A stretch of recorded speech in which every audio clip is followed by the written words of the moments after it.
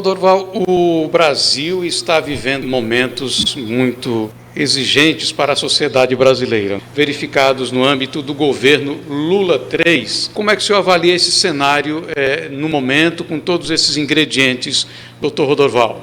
Bem, são questões sempre muito sensíveis, mas antes de avaliar o atual estado de forças, a correlação de forças entre as correntes políticas, seria muito importante lembrar que nós temos uma tradição parlamentar ainda frágil, não somente porque o parlamento brasileiro foi descontinuado, para utilizar uma palavra politicamente correta, várias vezes, ou seja, ele foi fechado algumas vezes, como também porque no imaginário popular, o parlamento é corrupto, não faz nada, é um local de negociatas. Então, é muito importante que nós observemos que fora do parlamento, aí sim, é que nós teremos sempre um quadro geral de autoritarismo, de sombras na política. Porque, apesar de tudo, o parlamento ainda é o poder mais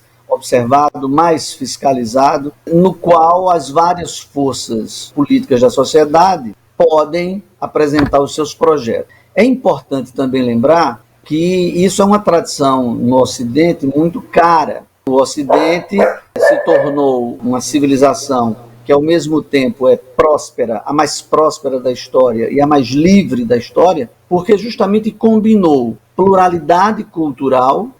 uma economia de mercado e a democracia representativa. Então, esses três pilares é o que a República Brasileira vive buscando, desde sempre, com altos e baixos, de maneira intermitente. E isso é importante também porque nós temos na conjuntura um conjunto de conservadores, vamos chamar aqui genericamente de segmentos da direita, que precisam reconhecer no parlamento e na democracia representativa a chave para a solução dos problemas, para que a gente não observe nenhuma figura especialmente e nenhuma força especialmente que esteja fora do parlamento como a grande salvação do Brasil. Se existe um poder que precisa ser aprimorado, é esse. E eu vejo, pelo menos nesse começo de legislatura, tanto no Senado quanto na Câmara de Deputados, bons sinais dessa nova leva de deputados, sobretudo aqueles que estão mais no centro, mais à direita, porque eles aprenderam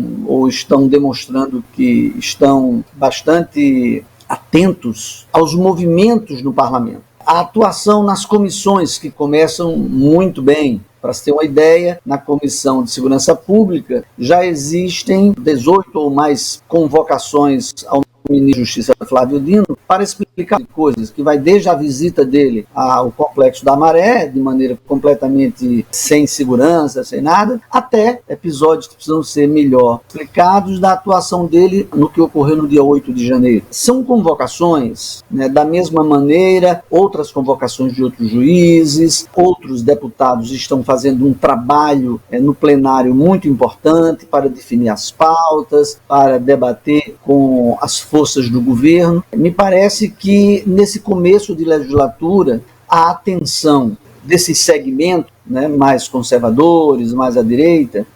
estão voltados de fato para a ação parlamentar, que é onde as coisas se definem. Quando o senhor fala nesses parlamentares que têm tido uma posição bastante proativa a partir das comissões, mas também na tribuna, o senhor acredita que esses movimentos desses parlamentares podem produzir, nesta fase inicial, algo diferente de legislaturas anteriores, doutor Rodorval? Eu acredito que sim, porque nessa nova legislatura,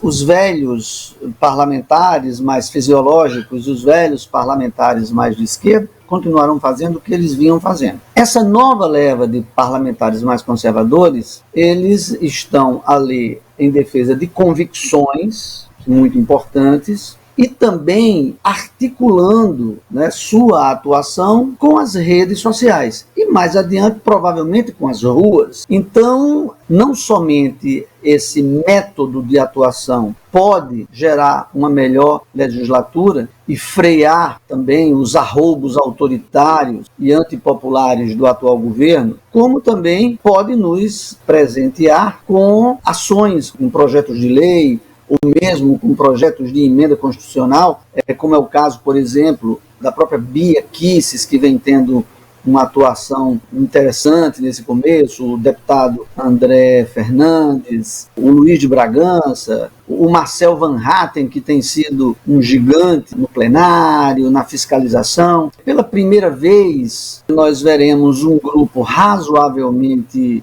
numeroso fazendo uma atuação de muita fiscalização, de muito debate e muito propositiva. Nesse sentido, eu acho que essa ação parlamentar, combinada com a ação das redes sociais e das ruas, podem nos reservar aí alguma possibilidade de aprimoramento da ação parlamentar e até mesmo de uma mudança nessa imagem que as pessoas em geral têm do parlamento, não sem razão, de ser um espaço somente de negociata. Nós estamos vendo agora, teve essa questão da visita do ministro da Justiça ao Complexo da Maré, que o senhor já fez referência. Como é que o senhor vê esses episódios dentro desse contexto?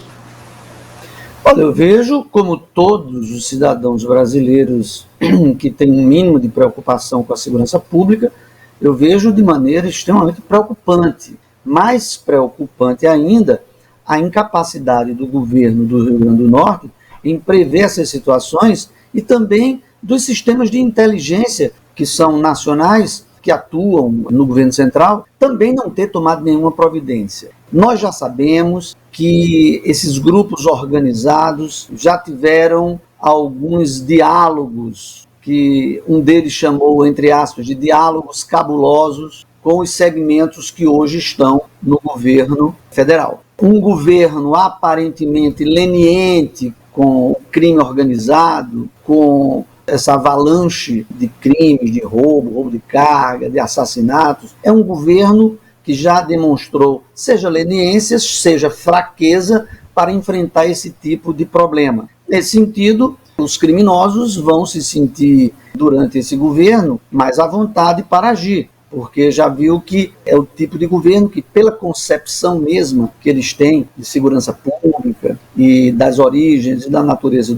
da criminalidade, é um governo que faz muito pouco na área, acreditando que a raiz do problema esteja na questão social. Quando, na verdade, o crime é um fenômeno extremamente complexo, multicausal, e que a dimensão repressiva é muito importante. Ainda mais quando os criminosos chegam a um grau de ousadia, como chegaram já em São Paulo, no Rio de Janeiro, agora no Rio Grande do Norte, mas isso já aconteceu no Amazonas, enfim, em várias unidades da federação. Então, acredito que nós já estamos diante de um problema grave, mas o que mais me preocupa, além dessa avalanche de violência por parte do crime organizado, é justamente a falta de uma política do governo central e do governo do Rio Grande do Norte, agora especificamente, para combater realmente com mão de ferro esse tipo de ação que está deixando os norte-riograndenses apavorados e trancafiados, porque ninguém